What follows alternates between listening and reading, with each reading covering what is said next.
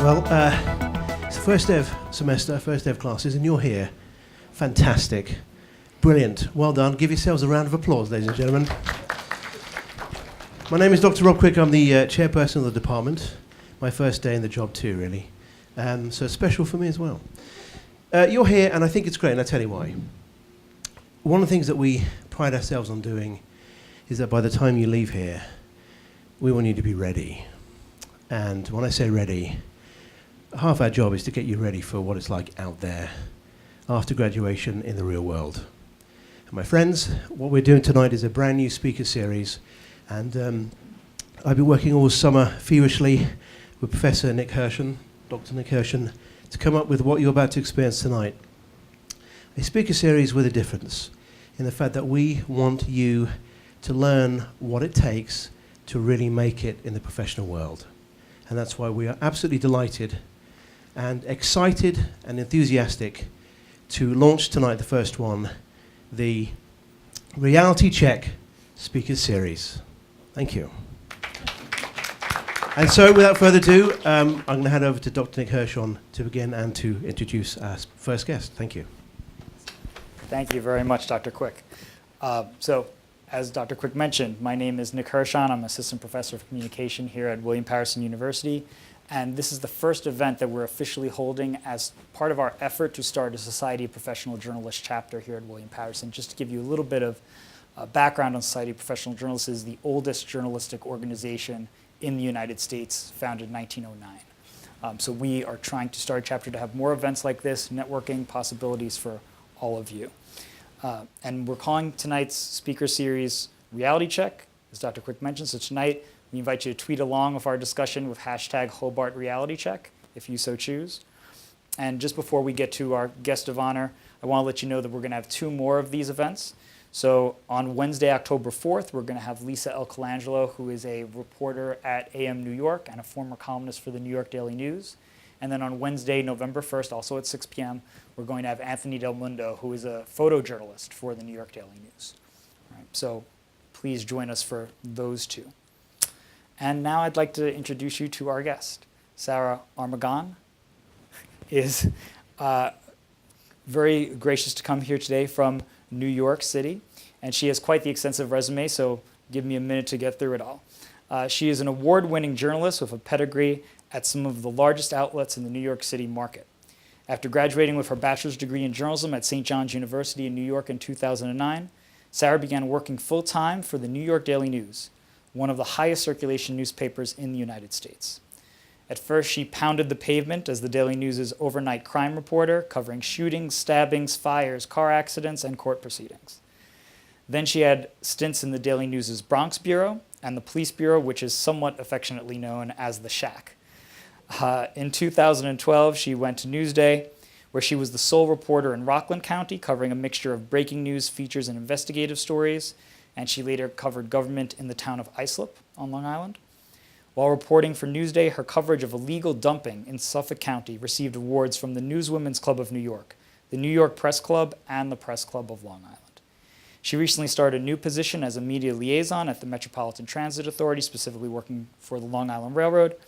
And in between stints in Newsday, she was a frequent contributor to the Wall Street Journal, covering crime, education, and politics. So if you could please join me in welcoming Sarah to William Paterson. So thank you very much for being here. Thanks for having me. So lots of things that I want to talk about tonight, but first off, since we're in a room full of journalism students and we call this Reality Check Insights from Insiders, so we want to kind of get your feedback on how they can improve and a look behind the curtain of the news industry. So can you first tell us, how did you get your foot in the door at the New York Daily News, and what are some of the tips maybe you learned about getting that first internship that you can share with our students? So I entered university freshman year as a journalism major, but as we know, life changes and interests change, and I had gone to an English major for a little while, and then I had studied abroad for a year in Italy and in Cameroon, which propelled me quickly back into journalism. So I returned to New York and had about a year and a half to finish my journalism degree and get back into those courses. So I was playing a lot of catch up, but I was very eager at that point. At that point, I really knew I wanted to be a journalist. So I just dove in head first, and I was taking 6 journalism courses a semester and just really put myself in it, and had really wonderful professors all those semesters, and really made them know that I really wanted to make it in this industry. So I was always talking to them, and after class and before class, and just gathering any sort of knowledge that they could give to me how to get my foot in the door. And it was the start of my senior year, first day of classes, just like the rest of you. And I was walking down the hallway on my way to another journalism class, and a professor I had the semester before saw me. She was in her classroom ready to start a class, and she said, Sarah, come here, come here. I have a lead on an internship at the New York Daily News, and I think you would be great for it. I really want you to apply for it. And at that point, you know, I was studying journalism. I wasn't necessarily sure exactly what type of journalism I wanted to pursue. I was obviously very interested in international journalism, having just come back from abroad. But I said, you know, I need some experience. At that point, all of my other classmates had already done 2 or 3 internships at that point. I hadn't had one yet.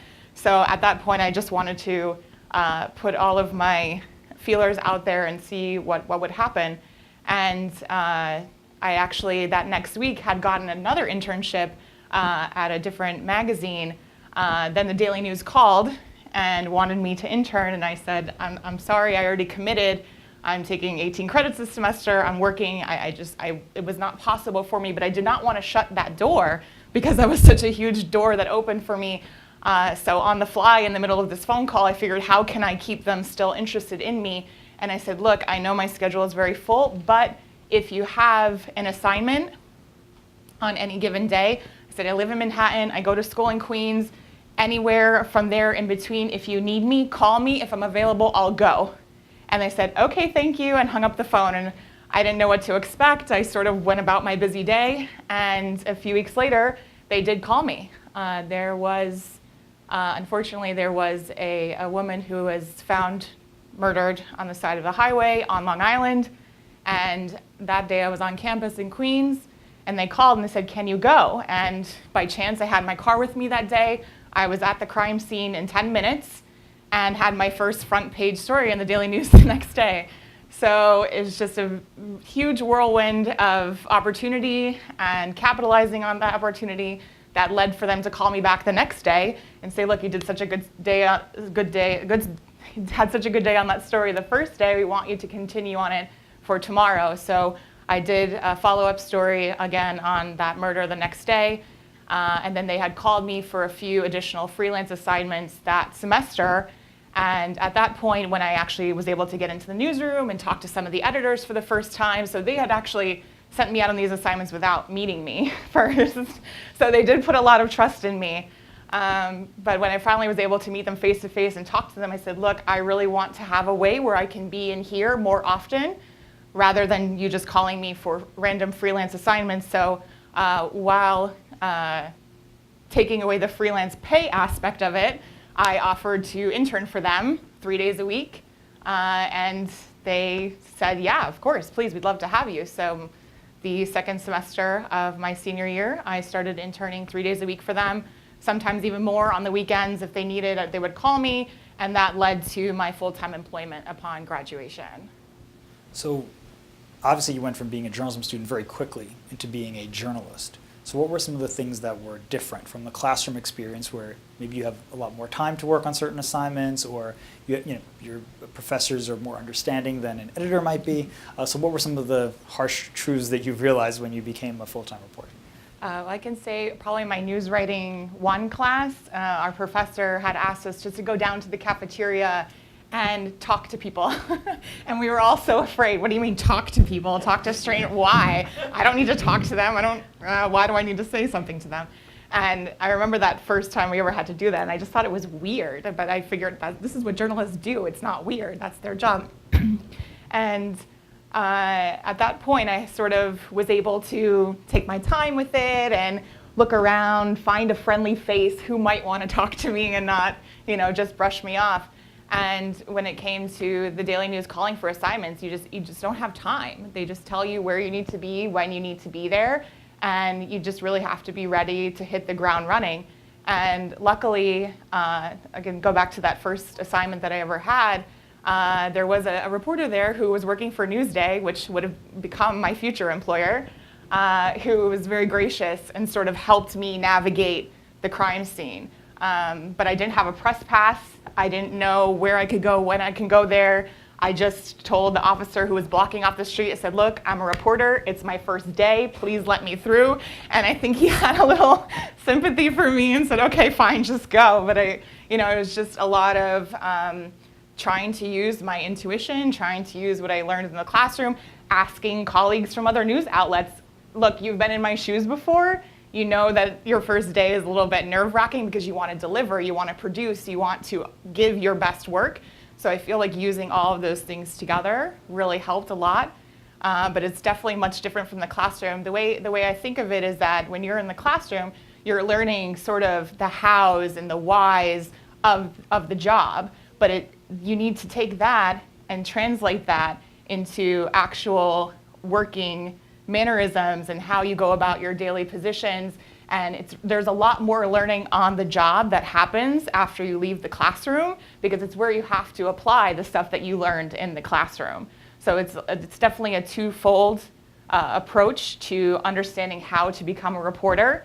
You guys are going to be learning a lot in your classrooms. I know you have great professors that are teaching you who have done it and they know what they're doing, but it's definitely a lot. You still have to be curious and you still have to be willing to learn after you step foot into the field, because there's still a lot you need to learn about just how to navigate the landscape when you're out there and who you need to talk to and how you need to talk to them and getting to know people and learning your different beats and things like that. So it's a good transition, and I think preparing in school definitely helps you to get your feet on some solid ground, but you still need to be willing to put in the work to learn once you're out there.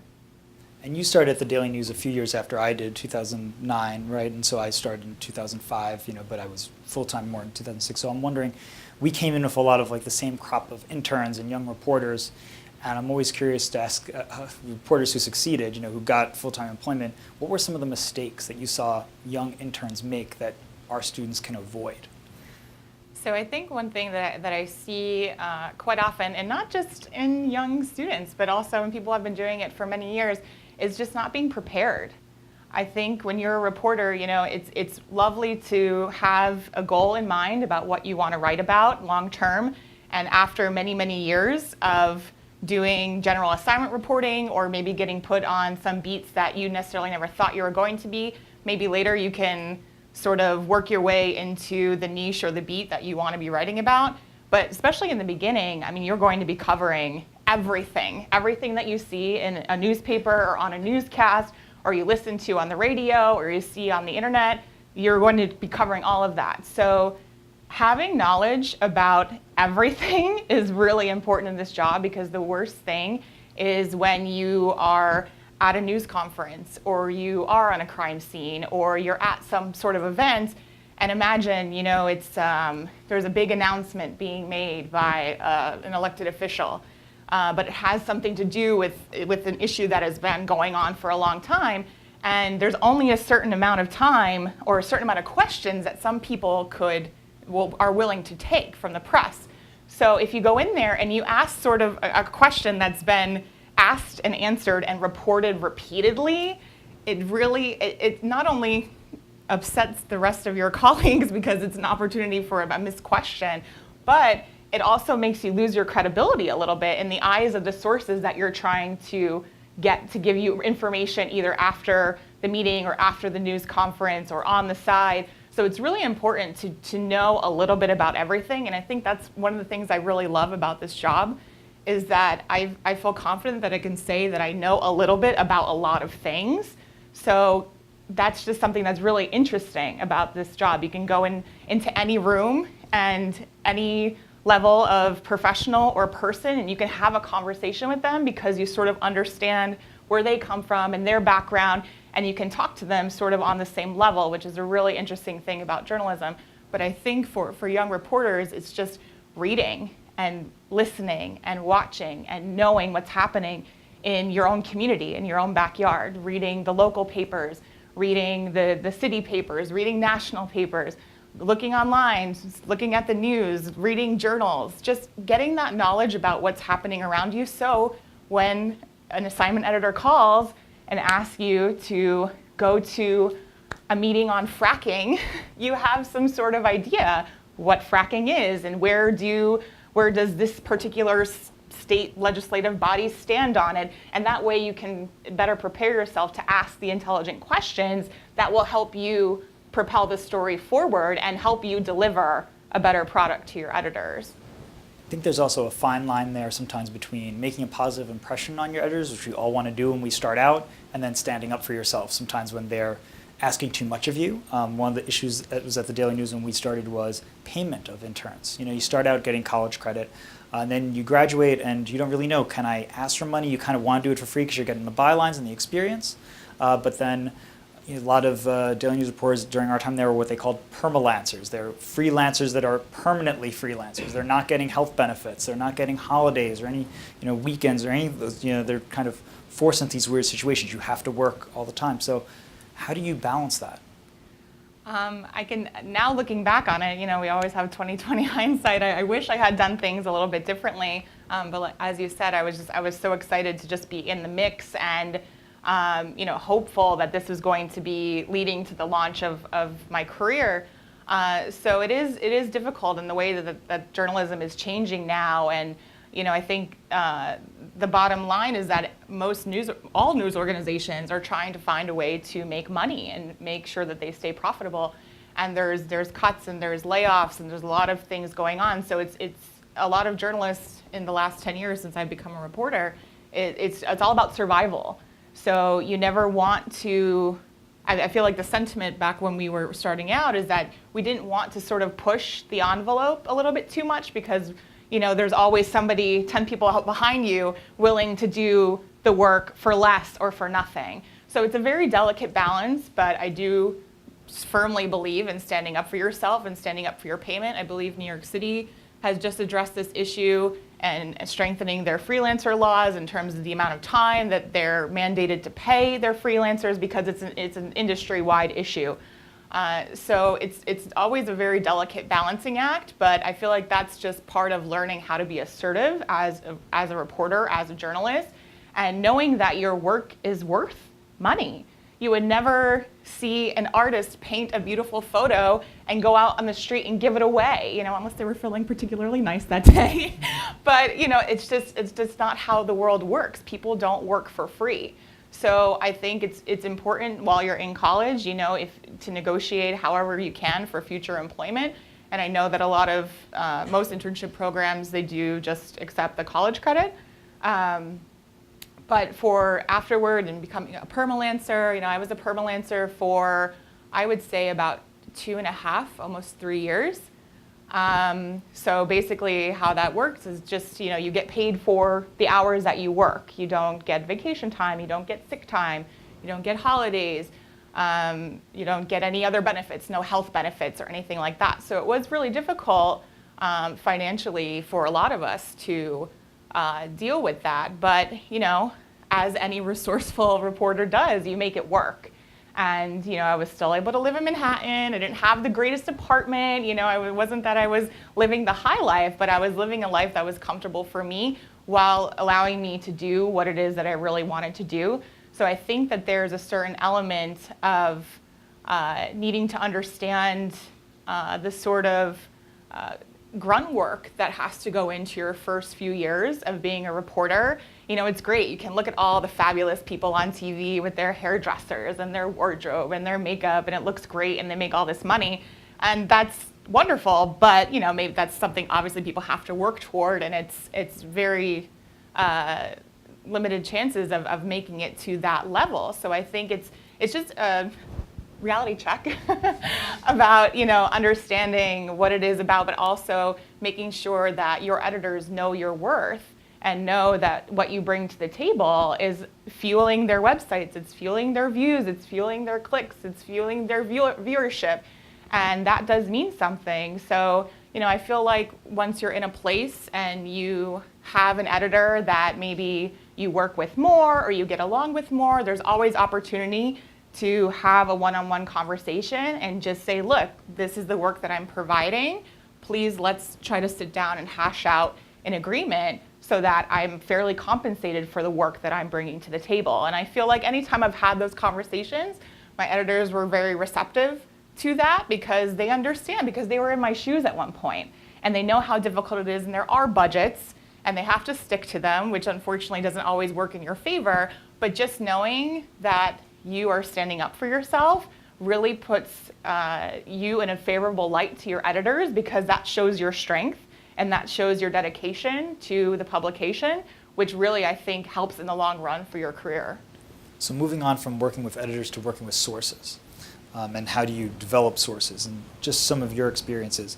So at the Daily News, you were working with the New York City Police Department, obviously working out of the police bureau, the shack, and the New York City Police Department, especially in that era, was known for being very stingy with information, very difficult to work with. I'd imagine there's even more difficulty maybe as a female reporter when you have a lot of male colleagues in the police bureau. But at Newsday, then you were reporting on Rockland County's Hasidic Jewish community, which you said is a very insular kind of community. They don't let a lot of people in. So how do you develop those kinds of relationships and get those kinds of people to trust you? It's something that sort of I tried to pay attention to with my other colleagues, and to see how they were talking to people. And I really paid attention to that a lot early on in my career, how they just spoke to people and how they responded to people and how they responded back. So I learned from both ends of what to do and what not to do, essentially. And I feel like with my personality, I feel like I'm a very outgoing person. I'm a very friendly person, so I saw in ways that I can maximize that in my sourcing abilities. So it's not always easy getting sources. You have all different types of sources that you're going to encounter in your careers. And there's always people who will be the first to call you up and tell you information and want to get a story out of it. And you obviously need to vet those people, because a lot of people have ulterior motives, and they might have political aspirations of their own, or they might have vendettas that they're trying to flesh out, or whatever it is. There's a lot going on with that. But getting to the people who you really want to talk to, meaning not necessarily the elected officials, or not necessarily the spokespeople, or the public figureheads. It's getting to the people who are deeply embedded in the governmental organizations or the police departments, who really know actually what's going on, and they have statistics, and they have reports, and they have memos, and those are the people that you really want to talk to. So I usually my approach was always a top-down approach, essentially, because you're obviously going to always have to work with the elected officials and spokespeople, and get to know them and get information from them. But it was really, building on layers of trust from that angle, because once those people get to know you, your reputation means a lot across this entire industry. Even when you move from publication to publication, from beat to beat, I can give this as an example. Before I went out to Newsday on Long Island, I had accepted the job, but I had not made it public yet. It was nowhere on my social media. I hadn't really told people yet. And I had already been reached out to by local political party heads and some elected officials who already wanted to sit down and meet with me. And I didn't even have an official start date yet. So these people vet you as much as you vet them. So your reputation really follows you wherever you go. So I had an opportunity there to sort of get ahead of the ball. People already knew what I was coming. They obviously knew my resume. They've seen my clips. They know what I do. So really it was just going on Twitter. That's really what I did. And I looked at the politicians' Twitter followers, and I followed people and said, hey, do you want to meet for coffee? And it really was just an organic thing for me to be able to do that. And meeting with people one-on-one, I feel, is the best way to make sources, because they feel more comfortable without an audience. Because a lot of times, if you want to have on-the-record chats with certain people, the spokespeople will demand to be there with you, and then that way things are not told to you the way that you would like them to.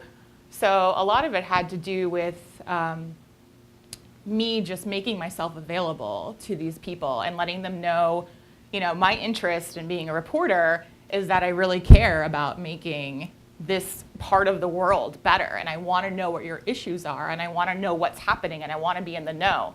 So, journalism essentially, is a 24-hour-a-day job. I mean, you really have to be, checking your phone and understanding what's going on and making people feel like you want to be there, like you want to listen to them, because it's, there's a lot of reporters who may come in and out of a beat that, you sort of get beat exhaustion after a while. And so when a new person comes in, that's a huge opportunity for the reporter and for the community to be able to open up and maybe crack open some stories that may have lingered for a while but not really had gotten anywhere. And so really just making myself available and listening to people a lot and having that trust by word of mouth and getting to people through other people. So people I'd already made the trust with, having them connect me to other people below them or above them, however I needed to get to those people to get that information. A lot of my sources just came from word of mouth, because people will be more willing to speak to you if they have a recommendation from somebody they trust. So if they say, you can talk to Sarah, it's not going to be a big deal, she'll keep everything that you tell her confidential, it will never come back to you. And I can say that that's just the way it was my entire career. I never gave up any sources to anybody. I never showed my cards. I did my job, and that's why going from publication to publication and from New York City to Hudson Valley to Long Island, I really never had that issue of getting sources because I had that reputation follow me all those years.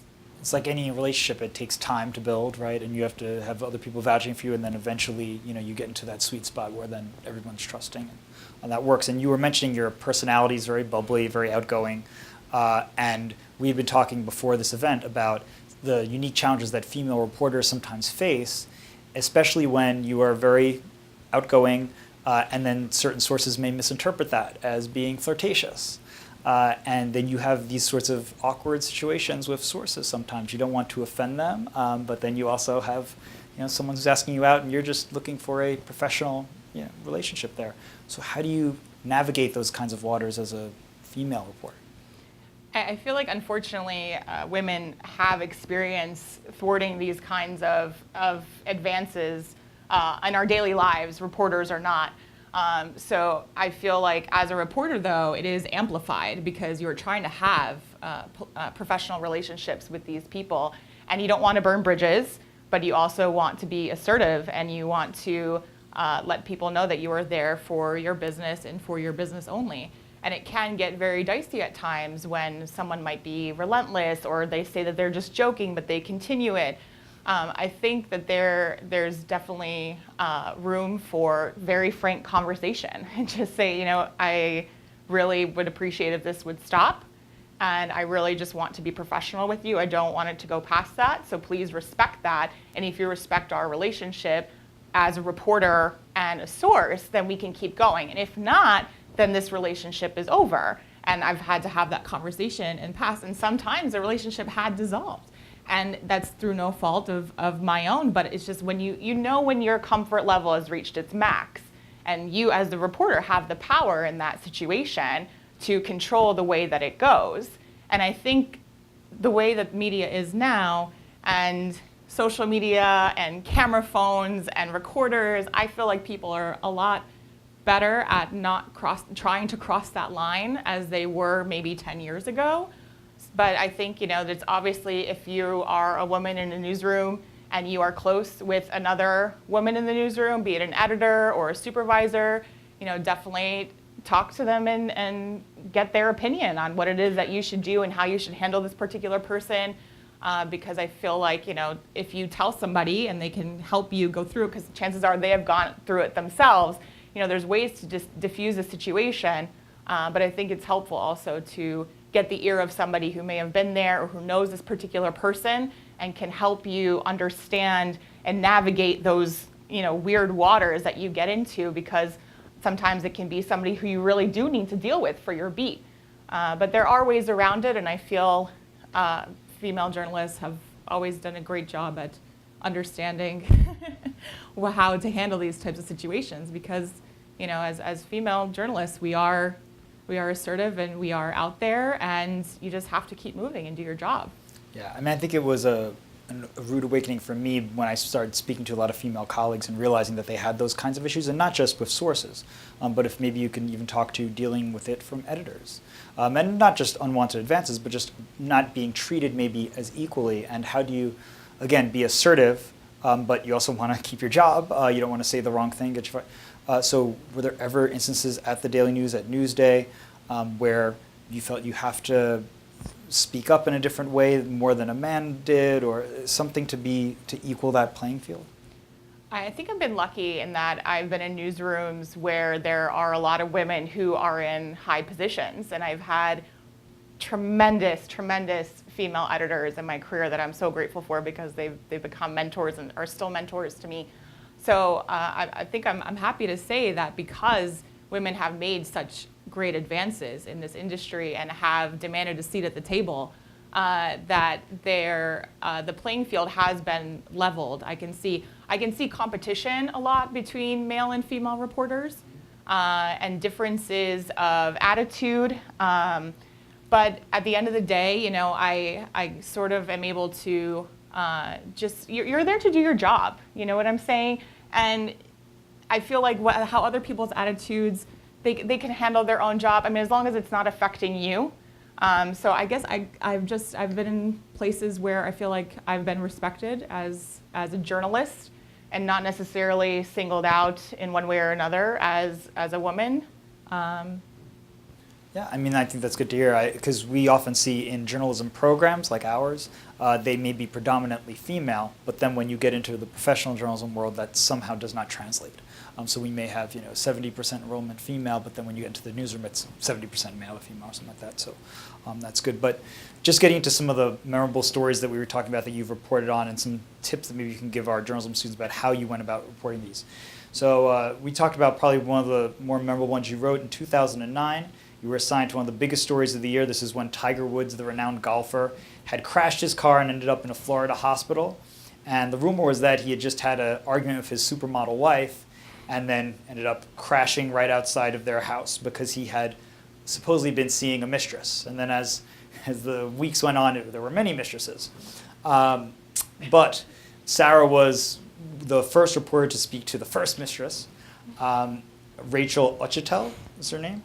And she actually was assigned to what we call in journalism a stakeout of Rachel's apartment. So I want to just, again, peer behind this curtain of what does a stakeout mean? Because I think we often associate a stakeout with police officers, staking out a location because they think a crime is going to happen or something. But often journalists are assigned by an editor to stake out a location where they think a source is going to be. Go to this person's home because they were implicated in a crime, or maybe it could be a victim's house of somebody. So you're staking out Rachel's house in the meatpacking district, and very early in the morning, and then she comes out at 5:45 a.m., and you said it was because she was going to catch a flight, and you end up getting this first interview with her, and since she then went on the flight and she wasn't available for a while, you had like the only words spoken by Tiger Woods' mistress for a while. So can you just talk about being on those kinds of stakeout assignments? Is there any sort of advice to how do you manage those situations and get people in very awkward situations like this to talk to you? Like, how do you approach somebody and say, like, hey, I heard you slept with Tiger Woods, will you talk to me for a minute? I'm sure I'm much better than I just did. Well, especially if you enter media in New York City, you will undoubtedly encounter your first stakeout very quickly. So it is exactly what you may think it is. In this instance, we found out who this woman was, and we, so news organizations have what they call a library. So we have librarians who do research, and part of their research job is to help us find addresses and phone numbers for people that we're looking to interview. So they were able to find this address for her in Manhattan, and I believe at that point, I think it was, her name had just come out. That's why there was not a lot of media there. So I was the first reporter, second reporter. I relieved somebody who had been there a few hours earlier. So just sitting outside her apartment building, essentially, and waiting for her. And that's what stakeouts are. You just go to a location and you wait and hope that you will see the person that you are looking for. And maybe 7 out of 10 times you will never see that person, and you just wait. And sometimes stakeouts can go on for days, for weeks, for months. I've been there, I've done it, not straight through, obviously, in shifts, but depending on how major the story is and how much interest there is from news outlets, usually it goes on a competitive basis. It was always, say I was with the Daily News and you were at the Post, I'll leave when you leave. Nobody wanted to leave the other reporter there so that they got the scoop. So we always prayed and hoped that somebody else's editor would say we're leaving. So essentially that's what happened that night. I was just sitting there for hours, and I spoke to a few of her neighbors. That's always a great way to get information about the people that you're looking for. Talk to their neighbors. Do they even live here? Because sometimes the address may be old and they would have moved 3 years ago, and you would spend your entire shift out there for nothing. So neighbors are often a wealth of information on people and their whereabouts, and when was the last time you saw the person?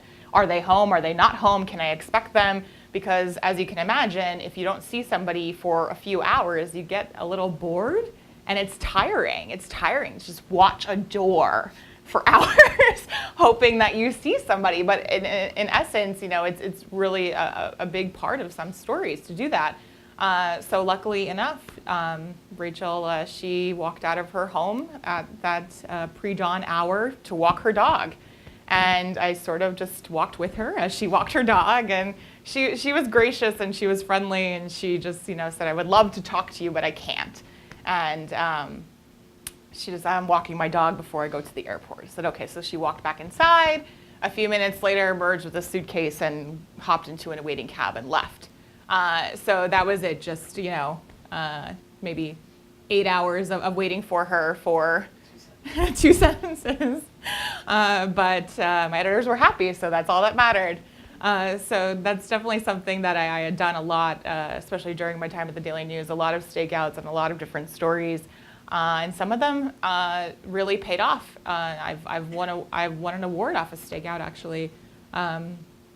It was, unfortunately, a horrific car crash on the Henry Hudson Parkway, and a young girl died.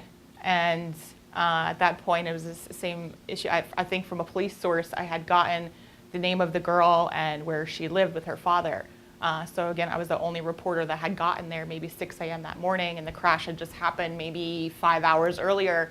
And I caught the dad in the lobby, and I knew it was him because he was sobbing. And it was really difficult for me at that time because I was still relatively new on the job, maybe a few months in. So I was still sort of getting my bearings and talking to people who are in the middle of grieving. It never gets easier, by the way. You get more accustomed to what you need to do and how to approach these people, but it doesn't get easier. So I was able to just, excuse myself and tell him who I was and just express my sincerest condolences, because I actually had gone to the scene of the crash.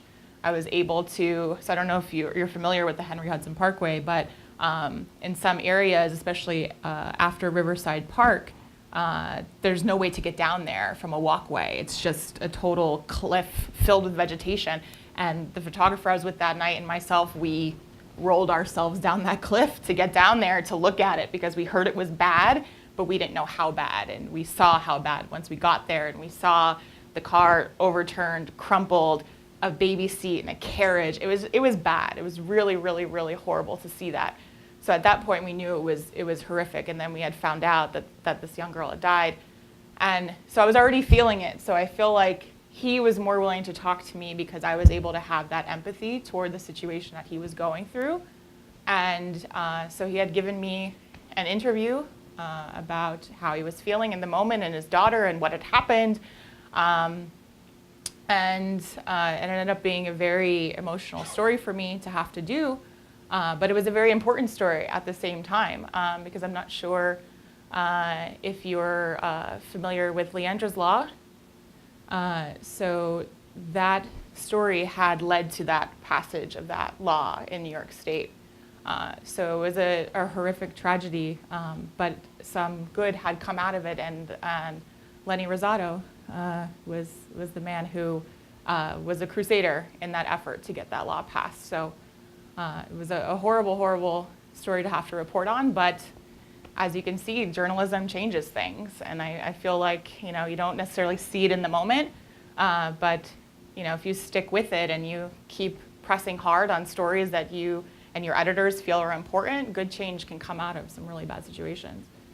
Also, you mentioned something about journalism maybe changing you and working on your emotions, and especially with the kind of beats that you were covering. So you're covering shootings, stabbings, fires, car accidents. These are dramatic, traumatic situations to interview victims, and you see a lot of things you can't unsee. I mean, we both saw dead bodies multiple times, probably at different scenes and things, and that's very difficult. I just want to read some statistics here from the Dart Center for Journalism and Trauma, sponsored by Columbia University, that says between 80 and 100% of journalists have been exposed to a traumatic event. And one study said that journalists are exposed to frequent, repetitive, prolonged, and uncensored traumatic content without ever leaving the newsroom. Sometimes just the photos that we have to see, even if we're sitting at our computers, the kinds of interviews we have to do. So, another unexplored things that our students might not be thinking about, but how do you handle self-care when you're exposed to just an inundation of depressing, crimes and murders and all that stuff? What were some of the ways that you were able to deal with that? I think when I first started out and I was doing this crime, and I covered overnight shift in New York City for about a year and a half, which meant I was on the street from 11:30 at night until 8 in the morning. So I've seen it all. It's the shootings and the car accidents and the fires and the bodies and a lot of horrific things. And I don't know if it was a combination of me just being young and being aggressive and having that adrenaline, but I don't think it really sunk into me until years later of what I had seen and what I had reported on and what I had witnessed. But what really helped me through that time, because obviously something had to have helped me. I couldn't have just gotten through it on pure adrenaline. But it was my colleagues. It was my family. I was sort of lucky enough. My mom is a forensic scientist, so she had done a lot of the same work. So we were able to sort of decompress together. And because she understood what I was seeing, she was seeing the same stuff in her capacity at her career. And so it really was just being able to sit and talk with other reporters and just digest what had happened. And, we cried together, and, we were there for each other, and we were able to help each other through the stressful times. And I feel like it really was, in large part, my friendships throughout those years that were able to keep me going. And also my mentors and other people in the newsroom who had been through what I had been through, and they have seen it, and even more so, people who have gone off to be war reporters and who have seen much more than I had ever seen. And just to see that they were able themselves to get through it and to know that there was a purpose for it. The purpose is really what helped me in knowing that there was a reason why we cover what we cover. It's not gratuitous. It's not just because it's happening we need to be there. It's really about connecting to humanity and understanding the world around you and your own community, your own backyard. I mean, I was sometimes reporting on things that were happening right in my neighborhood, and seeing how it affected the people I lived around. It provided a sense of connection to what I was doing and the people around me, and really afforded me the opportunity to see the world through a totally different lens than I've ever been able to before.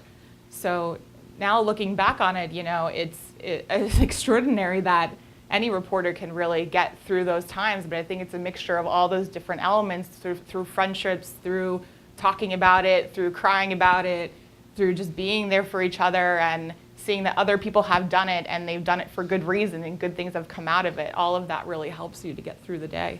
And you mentioned this idea that journalists often criticize for gratuitous coverage of these events, and we're seeing it right now with Hurricane Harvey, and now Hurricane Irma, unfortunately, is going to hit. You covered Hurricane Irene in 2011, Hurricane Sandy 2012. So when you are interviewing people who have just been through a traumatic event, they've lost their homes, maybe their relatives have died, or they themselves have physical, certainly emotional harm. How do you make that clear to them that you're there with a journalistic mission? You have a purpose that you hope is altruistic, it's genuine. But it means that you're going to have to ask some difficult questions and make them relive terrible things they've just been through. I think to something what I talked about before is just really having that element of empathy with people. And there's different modes of attitude I think that we have as reporters. There's a time to be aggressive and there's a time to ask hard questions and be serious. But when you're in these sorts of situations, like you said, when people have lost everything or they've lost a loved one or both, being kind goes a long, long, long, long way. And just, being soft-spoken and just trying to connect to them. And maybe not even starting off with the questions. Just talk to them as if they're a human being. Help them if you can. Like if they're, I've helped people like move things when they're flooded, just being able to be a human being to them and showing that you are also a human. You're not just a reporter there to shove a microphone in their face and get a quote or, tell me what's happening.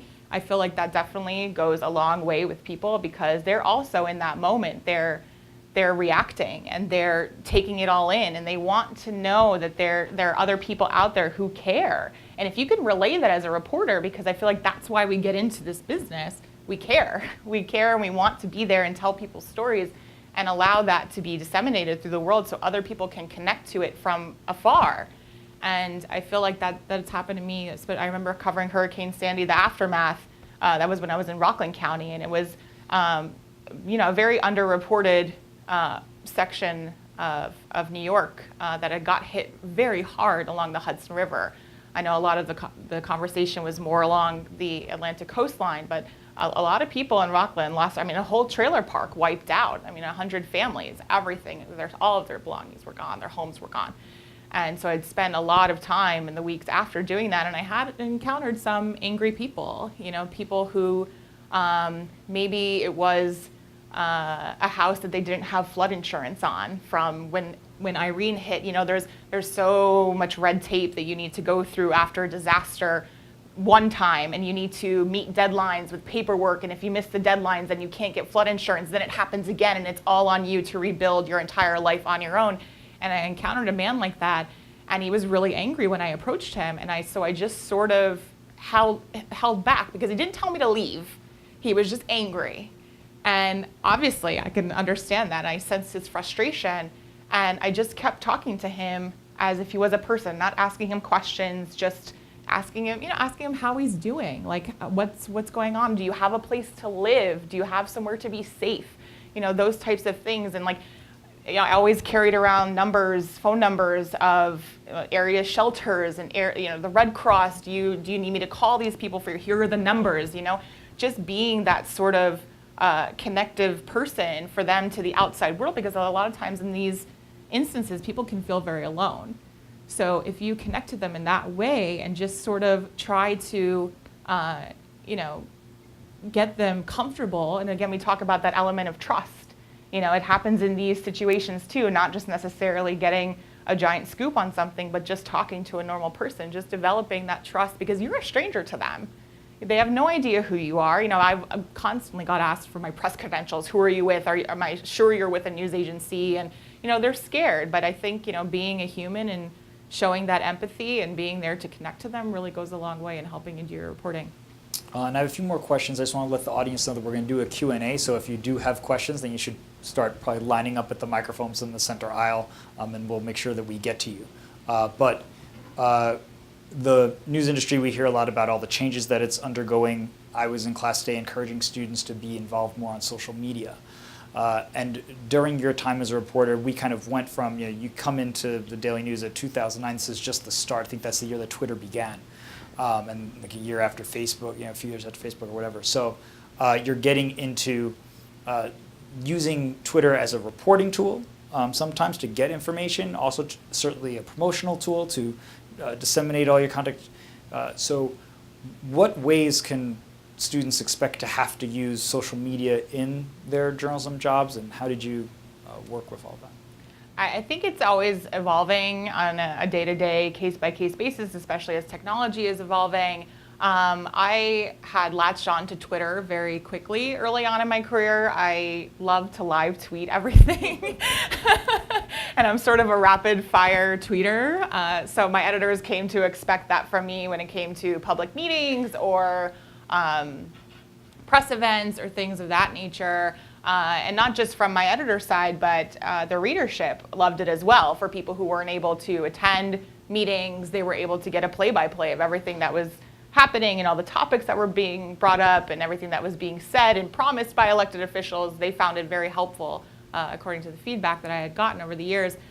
So it depends on, again, like I said, the story day to day. Day to day I would tweet. Instagram was always a big thing. Sometimes delving into Snap a little bit, but I saw mostly the three, Twitter, Facebook, and Instagram, were always a big part of our social media routine, and I definitely use them for sourcing. Like I said before, people love to connect via social media, and I think if they see you as a person with a profile, they feel a little bit more like they might know you a little bit better, rather than just cold calling somebody or cold emailing somebody. That feels like a little bit more of an informal connection at first, which puts them a little, yeah. Exactly. So I think that's definitely a great reporting tool. And say we have a hurricane coverage coming up, they would start a live blog feed on our website. So whatever we were tweeting or Instagramming, they would be pulling those from our account and putting them on one giant feed, essentially, onto our website, so readers can go directly there and see everything that's going on from all of our reporters out in the field in one place. So that was always a big way that we were able to do that.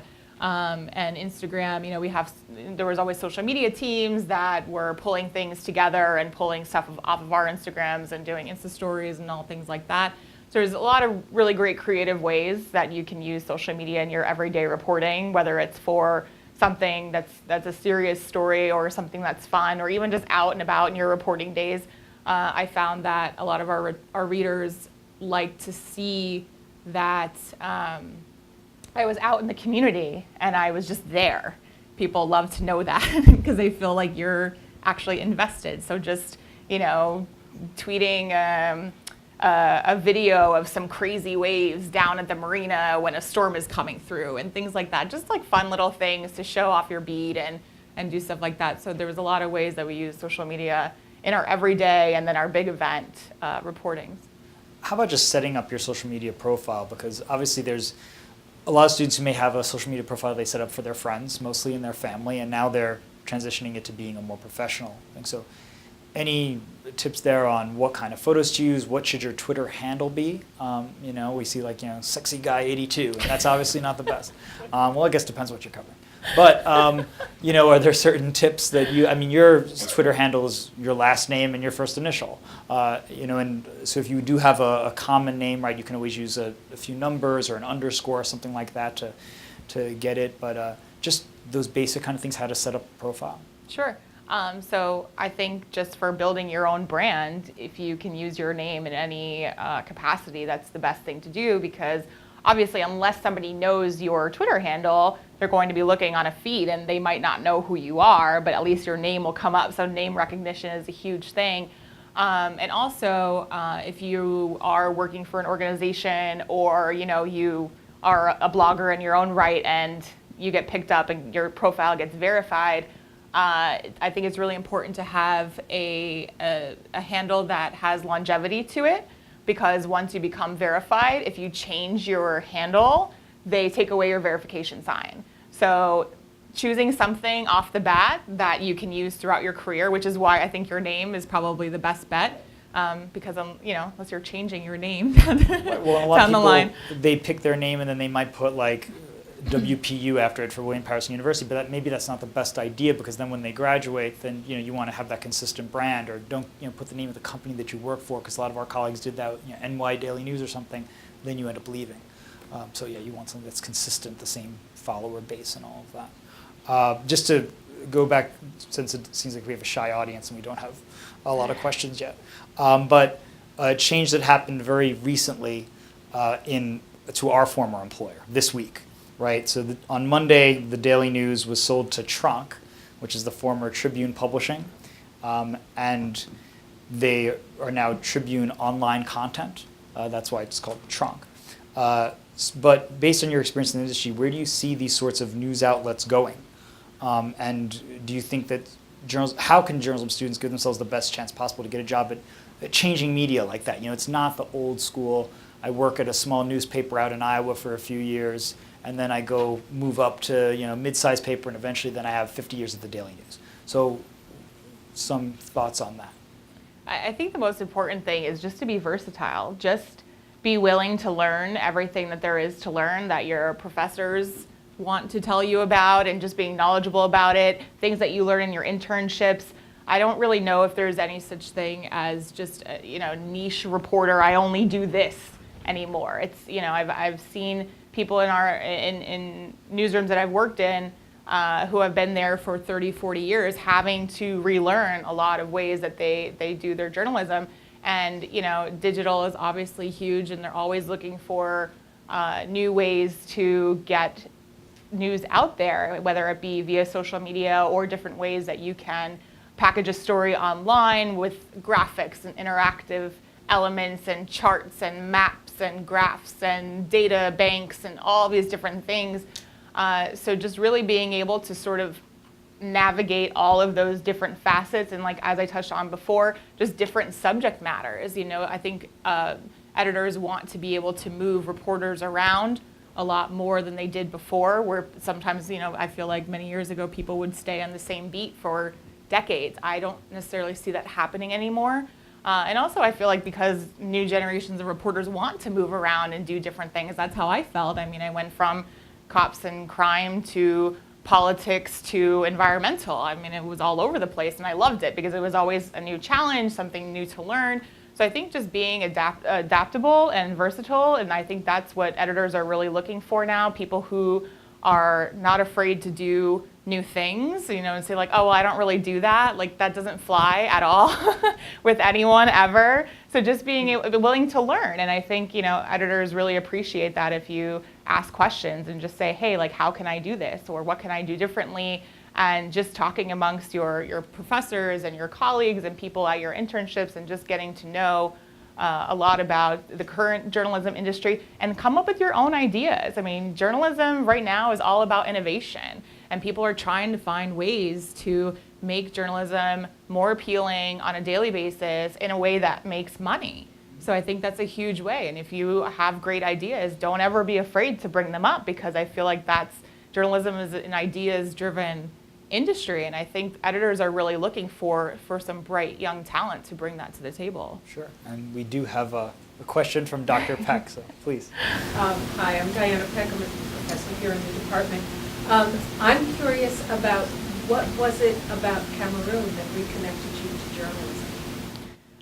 So on the first leg of our trip, we actually went to the bottom of Mount Cameroon. It's the largest mountain in Western Equatorial Africa, and we had plans to climb it. And I think as students, we weren't really sure how things were going to happen, and it was my first time doing a major hike like that. And I was surprised to see that there was this whole tourism industry revolving around hiking up this mountain. It was a very big tourist attraction. And so they had their tourism bureau, which employed people from surrounding villages. And how it worked was, I think maybe there was 5 or 6 surrounding villages, and each year would be a particular village's chance to send people to go work at this climbing center. And going up the mountain with these men, I mean, these men, they carried all of our stuff. They carried 80 pounds on their backs while we could barely all make it up with nothing on us. I mean, it was remarkable. But at the same time, I looked, and some of them, I don't know if you remember when we were little girls, we had those jelly sandals. Yes. Some of them were hiking in those jelly sandals. And, we all had bought high-tech hiking gear for this, and I couldn't get it. And that was the moment when I started to ask questions, because I didn't understand. I was not used to my surroundings. I didn't know what was happening. Obviously I've heard of what happens in Cameroon and Africa through the news, but that's all I had known. So really getting to know these men, and at the end of the trip, I ended up interviewing them, because I couldn't believe what these men's lives were like that we had no idea about in New York City. And it felt such a world away. And it just really touched me. And I felt like, why do people not know about this? People spend so much money to come here to do this magnificent hike in this gorgeous mountain. And here are these people who wait for their year to fight for the chance to get this job, to hike with the backpackers' stuff on their back and jelly sandals. And it blew my mind, and it took me back to a place where I was just like, I want to tell these stories. I want people to know what is happening in other parts of the world. And, the fact that these men were just so gracious, and they were so friendly, and they loved their life, and they loved what they did, and they were just so nice to all of us. And it sparked an energy in me to want to get to know them and want to tell their story and let people know like what we take for granted on a daily basis. And this is what's happening in other parts of the country. And I've taken that with me in the last 10 years as a reporter and always had that story in my mind. This is why I got into what I had been doing. Thank you. Yeah. Hi. Hi. I'm Christina Torres. I'm a senior here. And I was just wondering if you had any advice for maybe some graduating seniors that are interning at a news outlet, and what would be the best way to stand out and maybe try to go toward the direction of landing a dream job there? My biggest piece of advice would be to find somebody in the newsroom that you connect with, whether it be a senior reporter or an editor, somebody that can help you in your day-to-day jobs right now, but then also somebody that you can confide in and sort of put a bug in their ear that you want to work there and you would really love for this to continue after you graduate, because that's how these things sort of happen. People talk, and the editors might ask your mentor, how's she doing? Does she like what she's doing? How is it going? And she'll say, oh yeah, she loves it here, she'd really like to have a job here. Do we have any openings? Like, ask those questions. Ask do they have a need for anybody coming on board? What's the situation like? Are they hiring? What's going to be happening? And just talking to somebody in particular that you can sort of know that will be an advocate for you to sort of find your way through. I was lucky to have one at the Daily News, Stephanie Gaskell. She was phenomenal. And she really helped me from day one when I tried to open up a story package and it asked for the slug. And I was like, I have no idea what I'm writing here. And she really helped me from day one. And, she was really able to be sort of a liaison for me with the other editors in the room because, when you're first starting out, you're shy. It doesn't matter if you are a seasoned reporter, but you're young and you're trying to break through. So it's always good to have somebody in there. And in terms of standing out, just never say no. They always want the person who always says yes to assignments, and you do them, and obviously within limits, but there's a lot of times I've seen people just say like, oh, you know what, I have a concert to go to that night, I'm totally not going to do this. But that's what I said before, that there's 10 other people behind you who are going to do that. And I feel like that's sort of what I had been told early on in my career, is that the more they see you around, the more they talk to you, and the more they see your name in an email or see your face, the more that they're going to keep remembering you when it comes time for more assignments or a position opens up. So just keeping your face in everybody's mind and your name in everybody's mind is probably one of the best things that you can do to secure a job after graduation. Thank you. Sure. Hello, I'm Juwan Funes. I'm a junior here. So I guess my question would be, when we're looking for these dream jobs, a lot of times, a lot of us don't have the proper experience to just jump at ABC News, NBC. But I'm wondering, should we be picky with the internships we do choose? Because I know there's a lot of startups that are looking for students out the gate, or there might even be companies that don't necessarily have the type of credibility in the career path you're pursuing. But I'm wondering, in our cases, should we just be going straight for whoever's willing to hire us?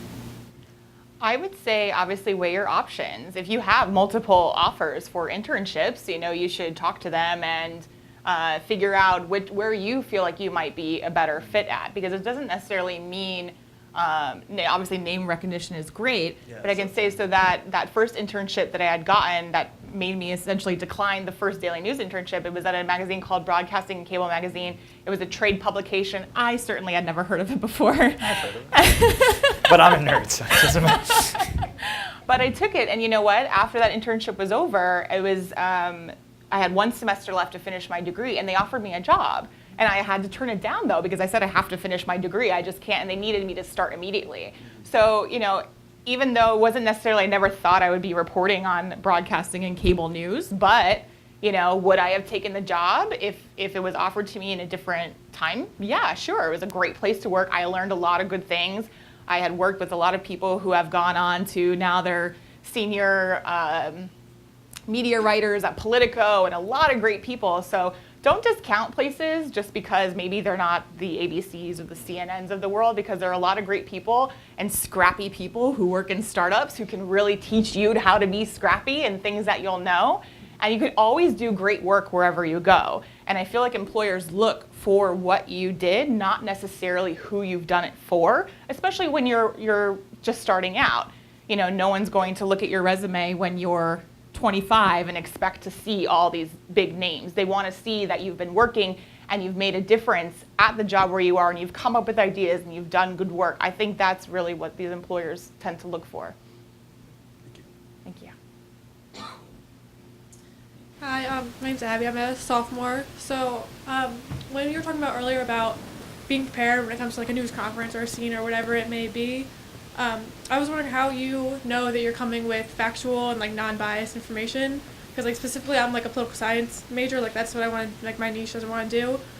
So like obviously that gets like a little muddy. So like, I just want to know how you like weed through that and come with like accurate, like appropriate information. Well, I think the first source you should always go to is your own publication and look for clips on what's been written by your colleagues or maybe even yourself. Give yourself a little refresher. And even when it comes to different things that people have said, I think you can sort of discern yourself in other news articles if things have already been answered or if there's lingering questions. There's a lot of reporters who might say at a news conference, well, another publication is reporting this, can you confirm or deny it? And you can sort of, ask questions in that manner rather than just presenting them yourself as fact. But I think if you've seen sort of the same things reported over and over as official statements, then you can sort of take that as fact because people are reporting that and you can ask them if they can confirm that for you.